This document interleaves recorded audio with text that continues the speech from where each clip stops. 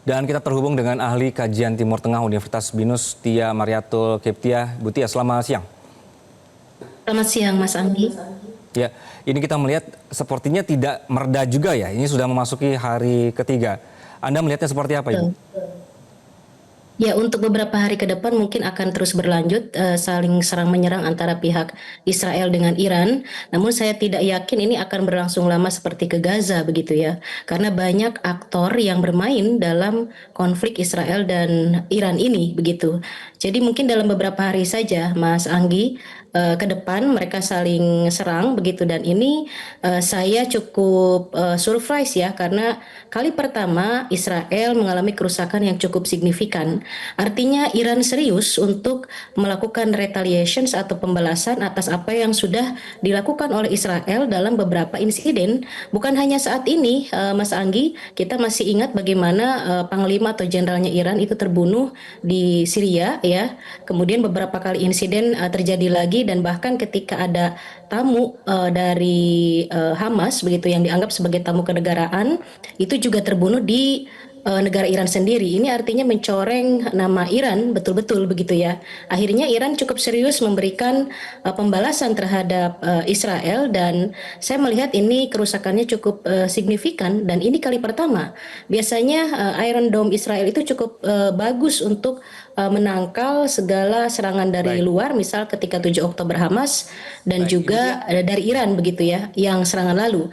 Tapi kali ini maaf, saya potong Iran sebentar, Ibu. Baik, Ibu Tia kembali bersama kami. Ibu Tia baru saja dari pihak istana juga sudah merespons ini konflik yang terjadi antara Iran dan Israel. Tadi meminta untuk adanya deeskalasi konflik di sini.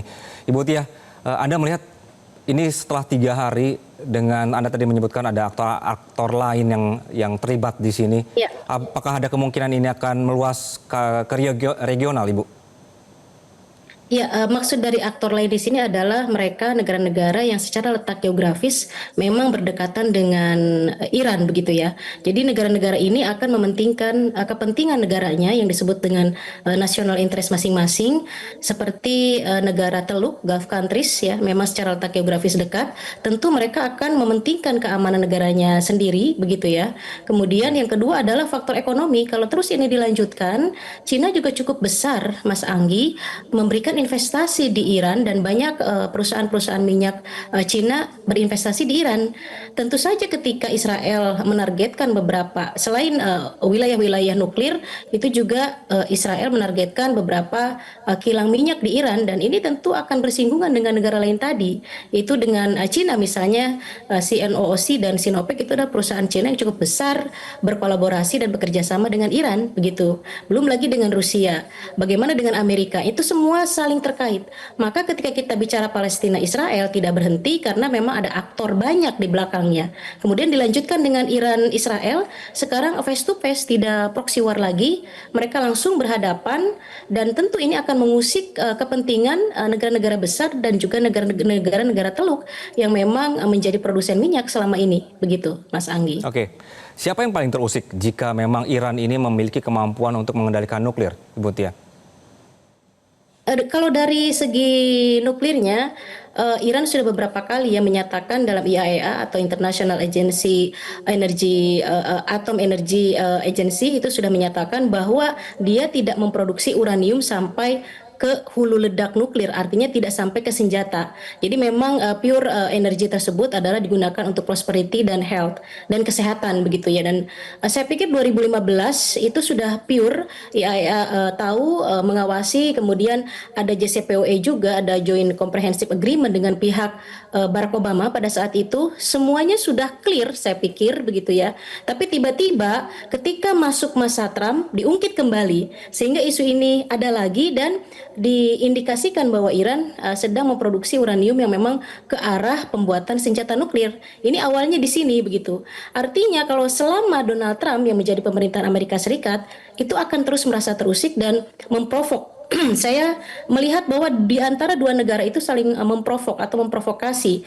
Netanyahu dengan Trump memprovokasi, dan Trump juga memprovokasi untuk Netanyahu menyerang Iran, sehingga Iran nanti bersedia available akhirnya untuk melakukan deal lagi dengan Amerika Serikat karena belakangan Netanyahu sudah beberapa kali menghubungi Iran, Iran tidak mau untuk melakukan agreement lagi karena merasa tidak salah begitu ya. Semuanya sudah melalui prosedur dari IAEA dan juga Iran sudah menandatangani NPT. Jadi kesepakatan NPT itu agreement di mana negara-negara yang memang memproduksi energi nuklir itu adalah untuk perdamaian begitu.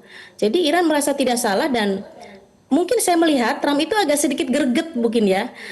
Saya melihatnya menganalisis bahwa si Trump ini mencoba memprovokasi Netanyahu dan Netanyahu juga punya kepentingan karena memang dia sendiri dalam politik domestiknya di Israel sedang tidak baik-baik saja Mas Anggi. Sehingga dilakukanlah penyerangan itu begitu.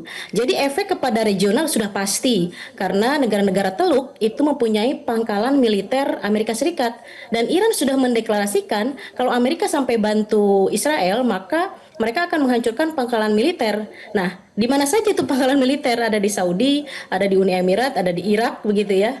Nah, itu mereka cukup khawatir juga. Belum lagi dengan perekonomian, efek ke kita juga kena, Mas Anggi, karena kita merupakan negara konsumen bukan produsen ya.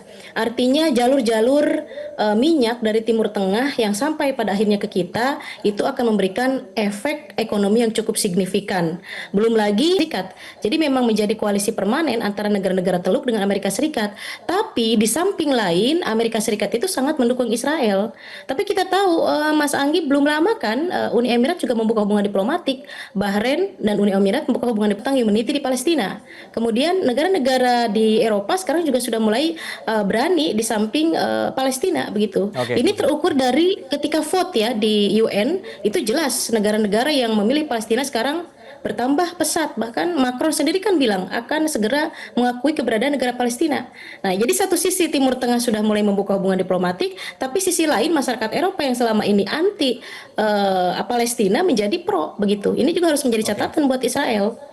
Baik, sangat menarik sekali dinamika Timur Tengah ini untuk kita telah begitu ya. Ibu Tia, terima kasih Ibu untuk perspektifnya di siang hari ini. Jelajahi cara baru mendapatkan informasi. Download Metro TV Extend sekarang.